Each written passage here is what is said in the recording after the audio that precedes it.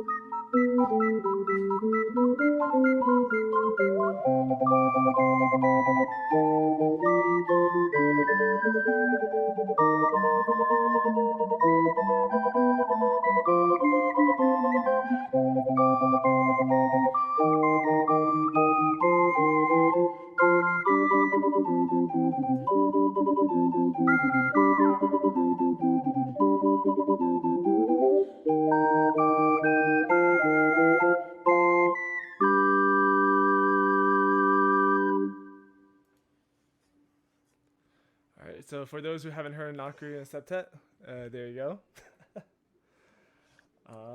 Yeah. Oh, sorry. Does someone else want to speak? Sorry. Okay, so which slide are we on, Steven? Let me The just open the Twitch Ocarina, stream real quick so just I the can stream. see. Okay, Yeah. so welcome to the Ocarina Panel 2022 VGM Together. Thank you, Steven, for coordinating all of this. So we are Okabanda once again, the first Ocarina Septet in the United States, founded in 2017. Since then, we've performed at MagFest on the main stage in 2019, as well as unofficially at 2018, as well as various other things digitally through the pandemic. So first off, some quick questions for each of the panelists. So, oh no, distorted David. But first, Oh no. why do each of us play the ocarina? I'll start. They are like you can just put them in your pocket, play them anywhere. It's it's music that you can take anywhere with you. So like honestly, my favorite thing about the ocarina is that like it's this big. I can literally fit it in my jeans pocket or like in a fanny pack or in my backpack. Just pop it in, and should the opportunity for music arise, it's just right there. So that's the big that's the big business with me right there. What What about order do Tad? we go in? Yeah. What about you, Tad? Sure.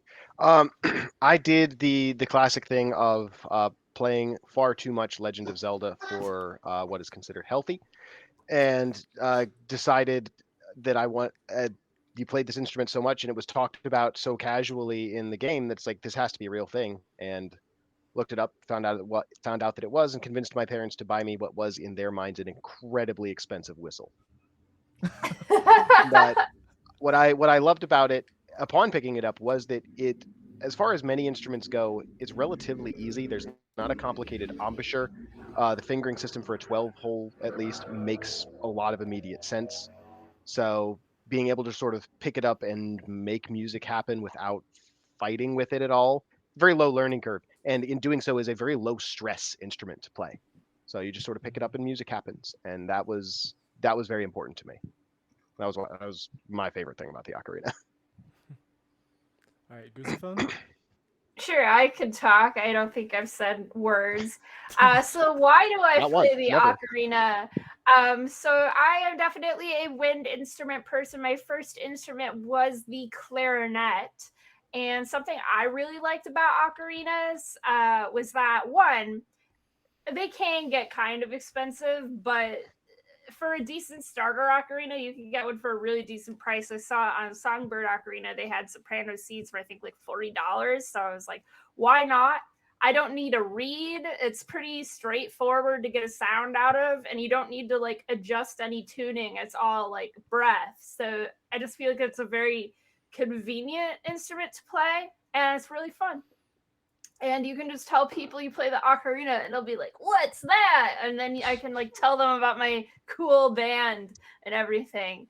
My best memory playing ocarina I think everyone's probably going to say this, but it has to be the first Magfest that we did together. Just doing the jam pods and making friends. And I used to be so nervous, but before long I was jamming. What is a tip for people to just start playing the ocarina? Is just do it. Just do it. Just start. And I'll also always keep this pinky down, and then you can kind of just like start doing stuff. Just keep the pinky down, and you can kind of just start doing stuff, and you'll just figure it out. I know a lot of people who are scared, they're intimidated to first pick it up. They're like, oh, I don't have music, I can't read music, I can't. It's okay, you'll figure it out. Just play, you'll figure it out. Yeah. All right, David. Yeah, I think my why I play Ocarina, it's the same. I grew up a music lover and a video game lover, so Ocarina of Time was the combination of my two passions as a kid, and every time I pick it up, I get to relive my childhood. I think my best memory playing Ocarina was the first time that I got together with these wonderful people, and it was I had been wanting to be in an ocarina ensemble, strange aspiration, but for years at that point, and so to finally get everyone together was amazing. And a tip for people to start playing is I would stay away from Amazon and do a little bit of research to find a reputable seller. I've had too many horror stories of new ocarina players who buy a $10 ocarina off Amazon, and then they come up to me and are like, what am I doing wrong? It's the ocarina. Remember, kids, it's always the equipment. It's never you. You're never the problem. All right. Yeah, I play ocarina because in high school I was, kind of on that phase of trying to play as many instruments as possible. My friend had an ocarina. I'm like, oh, I want to add that to my exceedingly large woodwind collection. And since I played a lot of Legend of Zelda as well, I was like, okay, might as well learn this instrument as well. And my favorite memory is probably playing on main stage with all these guys. It was such a great experience at MagFest. And whenever we rehearse to play ocarina, it's always just, yeah, it just makes my heart melt whenever we, just pull up a Bach chorale and then we just, warm up. It's just, it's just. It's been I know years. exactly what you mean. I don't know, but it's like we haven't played with each other for 2 years, so once we play together again, it's gonna be like that Bach chorale. Yeah. Just the sounds of ocarinas together in a room. At some point, we got to do a performance of some of those, just for the heck of it. Yeah. It'll take like 30 seconds, and everyone will be very confused, but it's okay. Heck yeah. The tip I would give, like, these chords are nice, but where's the melody going? What melody? The tip I would give, if you're starting to play ocarina, don't drop it like me. That's a pretty. And buy David's method book. Yeah. From davidericramos.com. It's $25. I did not pay him to say that. All right. So, what is an ocarina? Who's on this side? Yeah. Oh my God, it's me. This is my time to shine. The Yeah. ocarina. Well, as we've mentioned, it is a little flute that goes toot. It actually isn't just that little thing from Zelda. And some may say that it looks like a goose. In fact, the word ocarina means little goose. So if you look at like the shape of the ocarina, it looks like a goose with no legs and no head. So if you just Steven, if you go through you'll see what I mean. Goose upon goose That's where Yeah. upon my goose. Goose. my name comes from. It's Yes. goose Goosephone. instrument, gooseophone. So that's where my name comes from. Yes. So as we're being assaulted by geese, we're gonna get Oh the my God, actual there's more. serious like There's what is an more. ocarina. Yeah, it just So keeps going. The goose don't stop, Steven. Does Foul, not. relentless. It really don't stop. Okay, I wasn't eventually expecting this we'll many. be at the more serious thing. But Yeah. to start going on what an ocarina actually is in more technical and serious terms. So the ocarina falls under the category of instruments called the aerophone, which basically vibrates some mass of air that produces sound. And more specifically, the ocarina would be considered a globular flute or a vessel flute. And ocarinas can be made from pretty much any material possible, ranging from clay to wood to plastic to butternut squash. And again, in ocarina means little goose in Italian. And you'll see what I mean by ocarinas made of butternut squash later in this presentation. So how does an ocarina produce sound? I'll hand that off to Tad. Woo! It's me. So the short answer is wind science, but the longer answer is this sound. What is sound but vibrating air, vibrating anything really? In this case, vibrating air. If you think about all of the more conventional instruments that you have, like a trombone is air going through lips that buzz, or a clarinet is a reed being vibrated by air against a mouthpiece. If you think of a flute, like a concert flute, the air goes across a mouthpiece. That airstream gets split. Bunch of it, like 3/4 of it, just goes out into space and is lost forever. The other 25% goes into the flute, bounces around, goes out the other end, and makes a noise. So it's the vibrating air that makes the sound of an ocarina. And you can see in the diagram, ocarina kind of operates the same way, like a flute, but easier, because you don't have to aim your air. It has a mouthpiece. You just put your mouth on it and go foof, and things happen. But the air splits, as you can see, going across. I believe that's called the fipple of the ocarina. Yes, look at me knowing stuff. The fipple splits the air, and what's left inside the ocarina vibrates around. And notice, unlike a regular flute, like a concert flute, which is a long tube, the ocarina is a bowl or a vessel, and that's like, I think you said the term earlier, like vessel flute or bowl flute. So we're talking about sound science, sound physics. What makes a regular flute, make a sound is how long it is. So you're picking your fingers up in order, and as the instrument gets shorter, the note gets higher. Same idea with the ocarina, except it's not a pipe, it's a big bowl. So it's just kind of it's how much air pressure is being built up. So how much hole on average is uncovered affects what the pitch is going to be. And that makes the ocarina just incredibly unique in the world of most instruments, because things like, you think recorders is a very similar instrument, those shriek so badly when you don't put the right fingers down, and it's because the airstream gets confused. It doesn't know where to go. With the ocarina, there's no confusion. You could pick up fully the wrong fingers. You can play the ocarina backwards. And as long as you're sort of able to adjust your breath pressure a little bit, it'll be fine. It certainly isn't going to shriek on you in the same way. And you can do all sorts of ornamentation and pitch bending and expression, because the air is so much easier to manipulate. That's one of the main things I think is really cool about the ocarina.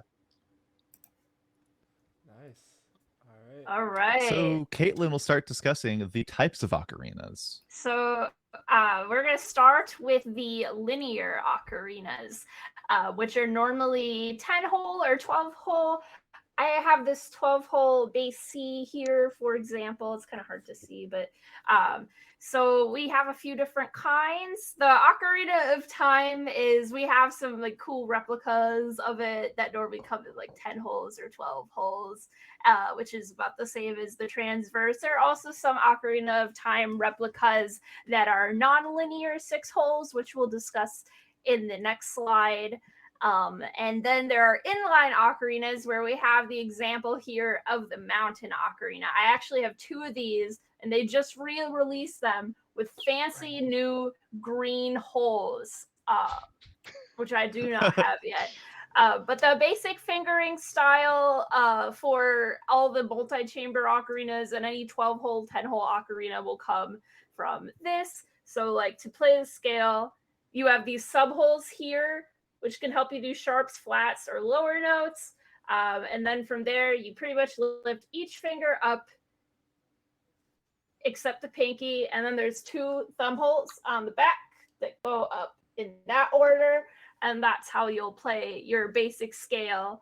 And normally it's this finger to do sharps and flats. So the fingering style is very straightforward. There are alternate fingerings. There are ways to pitch bend. There are kind of half holes that you can also do to accomplish different pitches or sounds.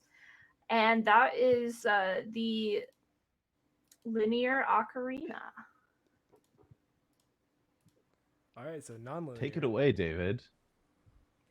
So with nonlinear ocarinas, the benefits that you have is mostly the size. The thing about linear ocarinas is that they have to be in a line.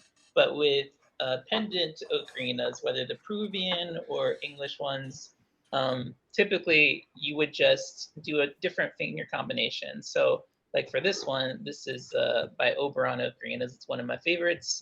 You would start here. This is going to be your do. And then you would do combinations starting with this hand. So do, re, mi, fa. And again, like Tad said, the more holes that you have open, the higher the pitch is. But what's cool about this one, which we'll talk about the history a little bit later, is that the diameters change with those combinations. So obviously this is a tiny hole. This is slightly bigger, but together they create that difference in the internal volume. And then you would continue. So do, re, mi, fa, sol, la, ti, do. And then sometimes they have holes in the back, which this one goes up to a high D. This is for accidentals.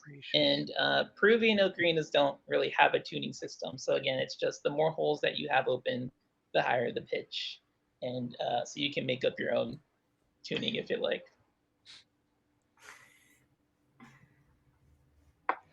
All right, next is Back to Tad for me multi-chamber. for multi-chambered. Yeah. I guess to talk about the quad. How exciting! Yes, I do. Perfect. So, one of the things, if you've been kind of for the last 2 things that Caitlin and David both talked about, as they showed you both of those instruments, one of the first things you might notice is that there are only so many holes on the ocarina, and as much as I love them for ocarinas, have almost no almost no overtones to them. They're like a perfect sine wave. We talked about them in a music theory class I had once. It was super cool.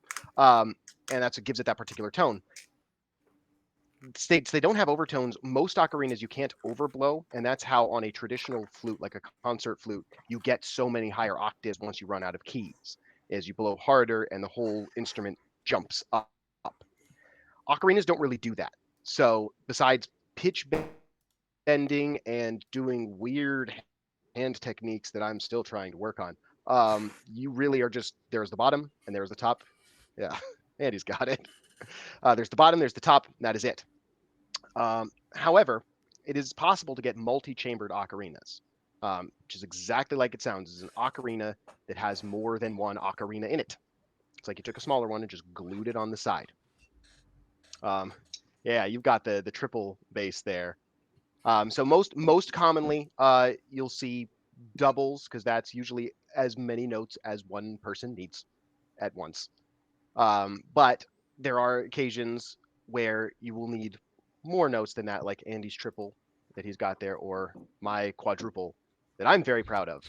This is about the only ocarina I ever play, because you don't need anything else. It's all of them. It's all of them right there. They do, however, go more than that. And I think one of these slides has a picture of the Yep, the quintuple. next one on So it. Yeah, which I don't have. Some people have experimented and just like added little weird tumor things to quadruple ocarinas, and somehow made quintuple ocarinas out of that. And frankly, it's a little disturbing. I don't even know how anyone could have hands big enough to comfortably hold it, but I digress. They exist. And if you really, really need 4.5 octaves, well, there you go. You got But it. I don't think most like concert instruments even have 4.5 octaves on them, unless Technically, you go really. most concert instruments don't have an upper range. Most of them have like a fundamental pitch that they stop at. But in theory, and this is actually French horns in particular, French horns just keep on going. Sorry, that was not related to Yeah, ocarina at all. But but the main point is 4.5 octaves is more than even most concert instruments would possibly have, or at least possibly reasonably be used. But then there's alternate types of multi-chamber. Oh, yes, David. Ian asked a question. He said, okay. "Does each note series have a separate hole to blow through?" Yes.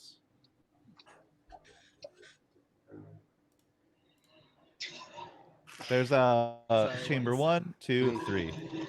That becomes its own thing with getting used to playing a multi-chambered ocarina. Is not only do you have to remember all of your finger combinations, you have to be able to switch around like you're playing a harmonica And not leak any air from one and chamber not to the miss. other unless Yeah. you're playing a harmony. Yeah. It makes it really difficult to do slurs at certain notes. but Yes. you get used to So that's why that. in some cases a single chamber ocarina is better for particular runs that you in particular parts of the range.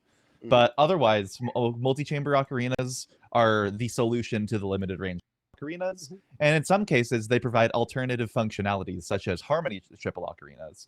So the ones that we have on screen, we have a double ocarina from I think STL, or I don't remember which. Yep, that's an STL. And then two harmony ocarinas from Songbird. And these ocarinas, instead of being used explicitly to extend their range in the multiple chambers, they are meant to be played at the same time for more harmonious notes. So the very interesting looking one that looks like a wishbone on a chicken, that one you can lift like both your hands simultaneously, and it'll always have really good harmonies. And the harmony ocarina from Songbird as well, which Goosefun is holding right there. She got a custom paint job on it. Jealous of the pretty colors. But that one, it has the balance of both extended range and the different chambers are more. There's overlap between the chambers such that they're better for playing some notes at the same time and developing harmony, not just I make more range, I get 4.5 octave. Important to note with that, just for the sake of information, by and large, most multi-chambered ocarinas are not intended to have you play more than one chamber at the same time. Very well-made ones, it's fine and it works. I've gotten really lucky with this one being balanced well enough that I can do 2 or even 3 chambers in one go. But it's not supposed to do that. The harmony triple, like Goosefone has, that's its whole point. You can play both or all 3, and they're not just like overlapping for better combinations. They're balanced together with air pressure.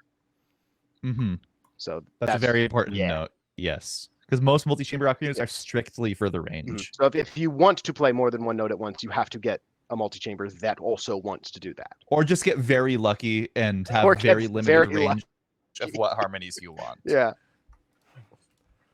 All right. So the last type of ocarina is literally vegetables. Okay, so as we've referred to earlier, the ocarina is a vessel flute, and many different kinds of materials can be used for it. And in this case, the vessel is literally a vegetable. Sorry, I am so the power, the slow intro. There we go. Okay, sorry. There we go. You need a second?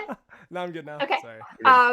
So in some cases, the vessel of the vessel flute is literally a vegetable, especially the ones that have a more hard exterior like a squash, or 12-hole ocarinas are actually often referred to as sweet potato ocarinas. So you could quite literally make one out of a sweet potato, provided you keep the same fundamentals. You have your mouthpiece, you have a hollowed out inside so that air has somewhere to vibrate. You have as many holes as you decide to drill into it. And then this one that has kind of like the beveled out area is the fipple that we discussed earlier, where the sound is going to come out. And I believe we have an entertaining little video No, of. I don't think we can. I don't think we have time. No, we to play that right don't? now. We Oh. are very Okay. very slow paced right now. So. Oh, okay. Yeah. All right. Well, that's it. Right. Well, I'm gonna sprint through the history. Human-like make instrument. That's it. But basically, ever since clay was discovered and people figured out how to do things with it, people have tried to make instruments.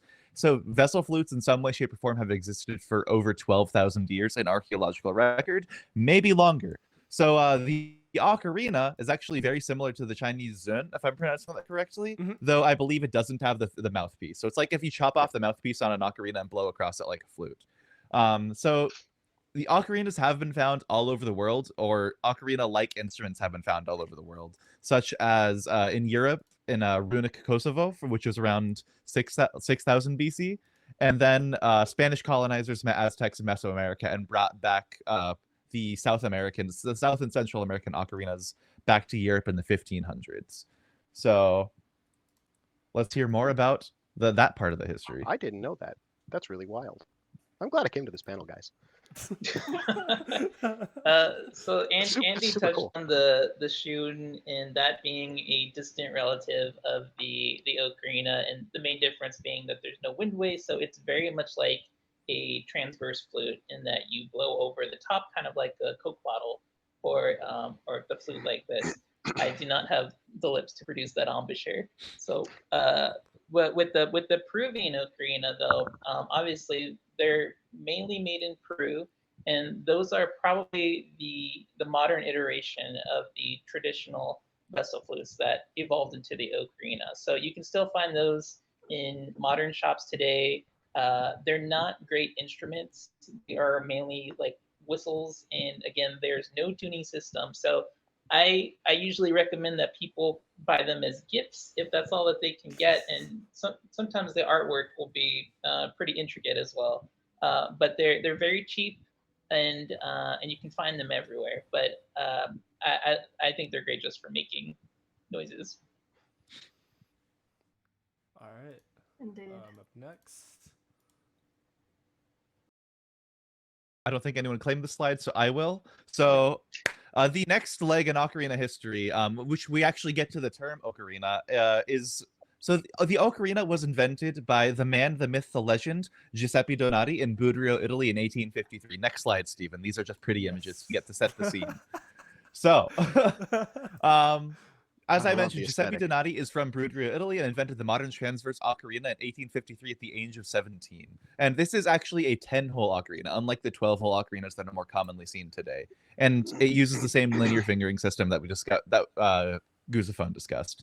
So this is what sort of differentiates. He was the one to turn these types of instruments in like Europe from like a toy, like just a little plaything, to a serious instrument, because from this point, ocarinas started becoming like septets, and even now there are every 2 years, biannually, there are ocarina festivals in Budrio to this day. Big statue of ocarina on the bottom right there. So, oh, sorry. I was gonna bounce off of just this. Okay. A little bit. David, correct me if I'm wrong, but when he was trying to make the instrument a little bit more serious, he designed the ocarina to be played with a group of instruments, like a group of 5, I believe. Is that correct, David? Yeah, we'll talk more about the ensembles later, but his original intention, Donati, was that it be played because of its limited range. Donati was actually a professional musician, and so he realized that was one of the limitations. So to get over that, he thought that if he made ocarinas in different sizes, that they could complement each other by playing, when they played popular works of the time, so classical music mostly, operas, that they could use the bass ocarinas for like the basso continuo, and the higher ocarinas for the melodies and the harmonies, and that's actually what inspired our group. All right, up next. Yeah, here we are. And that's why we're here today. So moving forward, in World War II, ocarinas actually were briefly famous in the United States, typically called sweet potatoes, because many soldiers in the military were given ocarinas as like little morale boosters, things they could use just to hang out, play some music. I mean, that's one of my favorite reasons to have an ocarina, which is because they're very portable. and you can bring the music wherever you go. But unfortunately, thanks to extreme marketing in the United States and most of the Western world, the ocarina was supplanted in its niche by the recorder. Which screw marketing, screw. Well, as I say, as someone who does marketing professionally, but but that's where we get to the invention of the 12-hole ocarina. So in 1948 in Japan, Takashi Aketagawa was the inventor of the first 12-hole ocarina. So the 10-hole ocarinas invented by Donati were basically what you see right here without the subholes for lower notes or sharps and flats. So these 8 holes plus the thumb holes. So Sorry, these my 2 chinchilla additional is holes screaming. allowed for like extra more consistent methods for sharps and flats, as well as extending the range downward. And 12-hole ocarinas are by far the most popular type of ocarina today. So, but how did ocarinas become popular today? So this brings us to the man, the myth, the legend, Nomura Sojiro.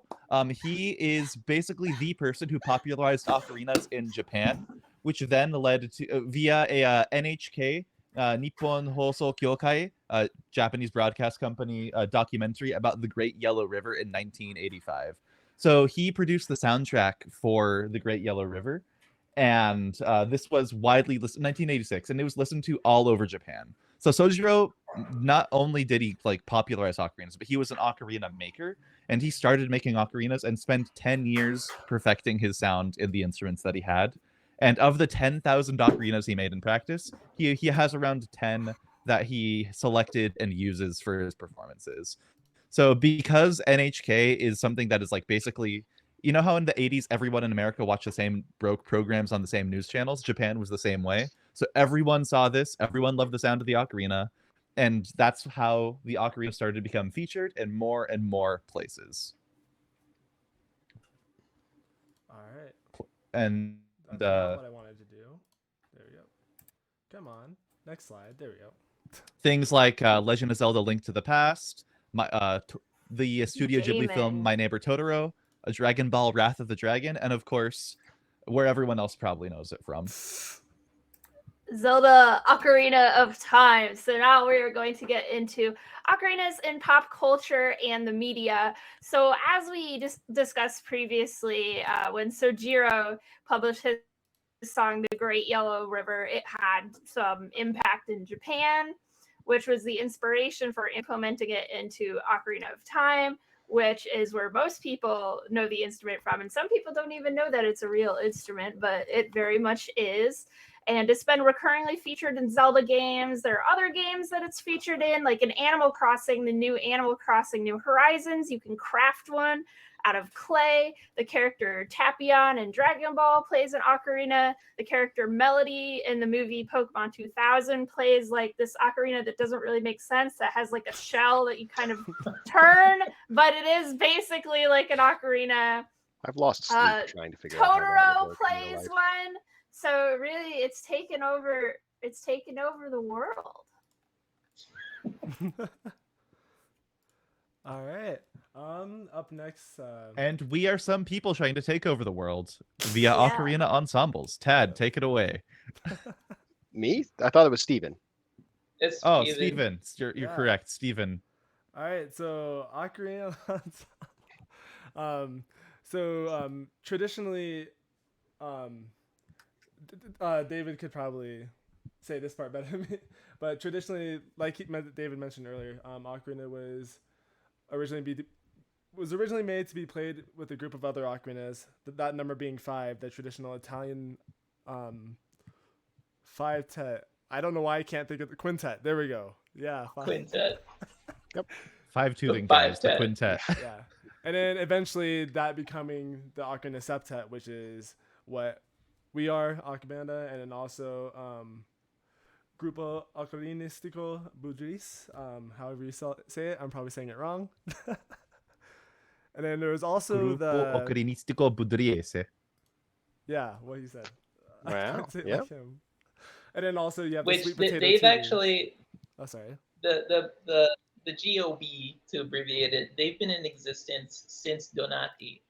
that was the name. Well, actually, the first group has something to do with the performers of the Apennines, but then shortly after that, they changed it to the GOB. So they've existed since the late 1800s. The gob. Yeah, and there's also the Good Sweet old Potato gob. Tutors that were in the 1930s in the U.S. If That's a David great name. David, do you Yeah. know Yeah, anything else? so the about that you group wanna is called talk- The Foursome. Oh. The album's called The Sweet Potato Tutors. Oh, It's my Just such an bean. unfortunate group name. Like, if in the lens of 2022, like it's just like four dudes hanging out playing an instrument. They just thought together, well, let's make a band. Should we call it? Well, we're having a foursome of music right now. Let's call it The Foursome. Oh gosh. They could have called it The anything. Quartet. I don't know anything about them other than their arrangements are actually pretty good. And they've collaborated with the likes of Bing Crosby, so it's not like they were like some niche unknown band back in the day. They were Wow. actually pretty popular.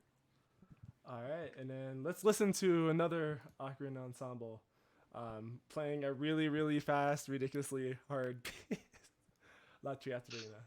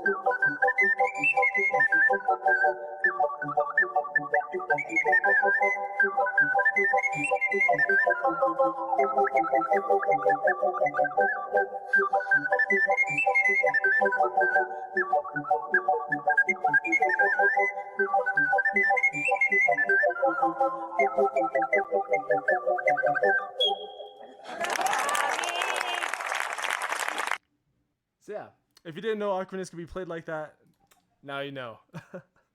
All right. Before we get into questions, I do want to ask everyone in here because I think it's always interesting to hear while everyone thinks about different ocarina players and stuff. So if we can go through everyone, talk about like what your favorite players are. Like let's just do like your favorite two players or something like that, or just one if you have. And then what's your favorite ocarina to play? Starting with Andy. My favorite ocarina player is Stephen Higby. He's pretty good. Yeah, He's pretty he good. is really, really good. You should subscribe to him on YouTube. He just hit 1K. 100%. That's Stephen That's Higby true. on YouTube. He's absurdly good. So yeah, I bet you didn't expect that one, Stephen. No, I didn't. Someone other than me. Aww. I mean, I guess David, just because like before I was friends with David. Like after I bought my first ocarina, I was like, how do I play the ocarina? And then I found David's videos and was like, wow, nice. Doc Jazz 4 on YouTube. And then yeah. So David was very influential on my development as an ocarina player back when I was a wee lad and picked up the first ocarina. And then my favorite ocarina that I have, that's probably either my Harmony Triple or my big Imperial City bass triple. Yes. They're just like, they're so versatile and they're big and they're good. So I like them a lot. Become one with the slab. One with the slab. I guess I'll go next. Yeah, I mean it's I feel like all of us say it a lot, and I don't want to make him too uncomfortable, but it's important to note that David got a lot of us started playing the ocarina, even those of us in the ensemble with him. But like that's how I got started. I got started and I was the one when we started this group, I was the one that didn't know how to read sheet music.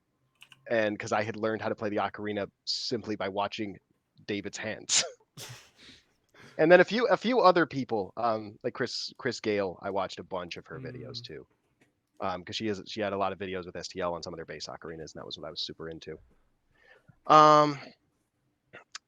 Yeah, I feel like my favorite player to just sit down and listen to though is probably I love pretty much everybody, but what was her name? I think Yoko. Yoko? Yeah, Yeah, Yoko yeah, Rainier she on has YouTube. such an expressive, gorgeous way of playing that I could listen to her forever and never get tired of it. My favorite ocarina, of course, is this big old thing.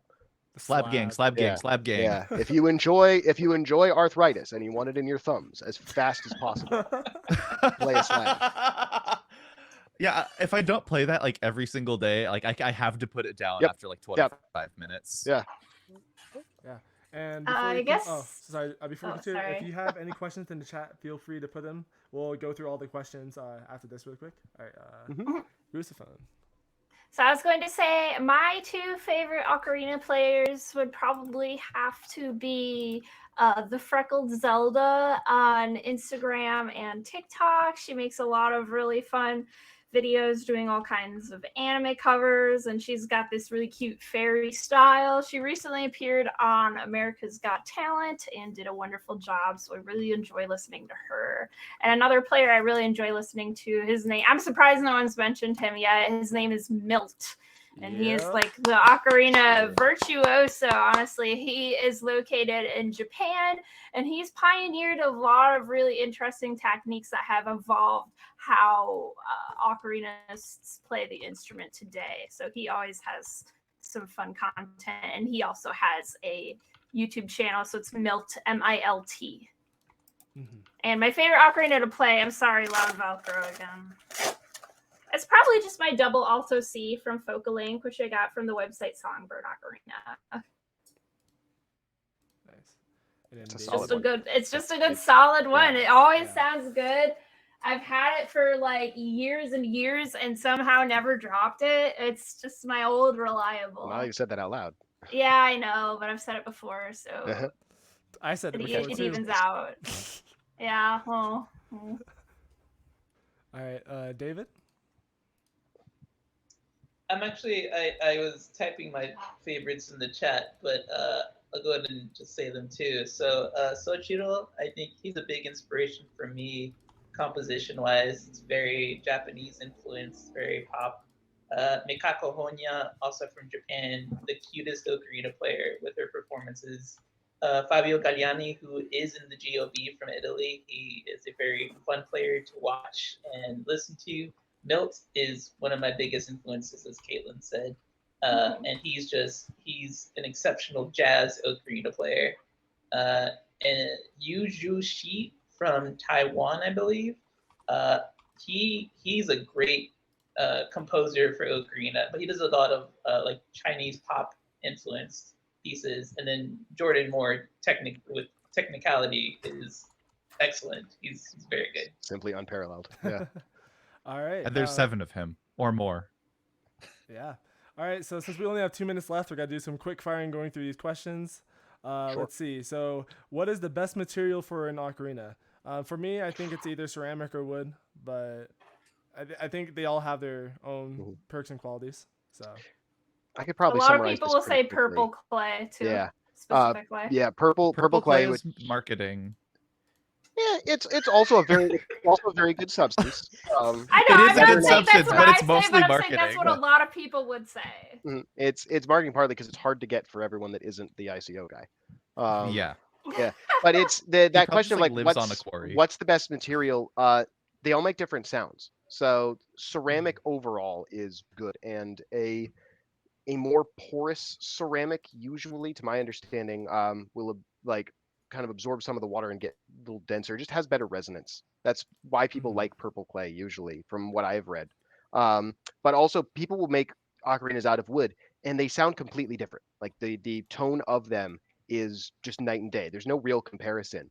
And so if that's what you want in your sound, it's earthier, more of a chaff to it, more overtones. Then absolutely you getting it made out of wood. The mountain ocarinas are made of some carbon fiber substance that has this really specific. Polycarbonate. Yeah, Okay. it has this really specific like buzz to the sound.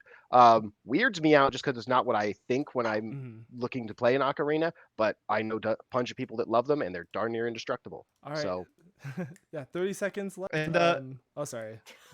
Sorry, we were just just really we're- quick. okay. Go. Okay. Also, the tone isn't the only factor when considering the material. Plastic is indestructible, so it's the best for traveling, whereas ceramic is breakable, so you need padded casing, which does bulk up the ocarina if you put it in your pocket, your bag, whatever. Yeah. Another important note. Okay, Steven, Okay. take it away. So yeah, so we are officially out of time. I'm gonna go into chat and I'm gonna answer the rest of the questions I see. If you have any more questions, feel free to put it in the chat really quick. Thank you everyone for coming to this VGM Together Ocarina panel. We are Alcabanda. Thank you so much for coming and showing up, and stay tuned for the next panel that's up next. Thank you. Bye. hi.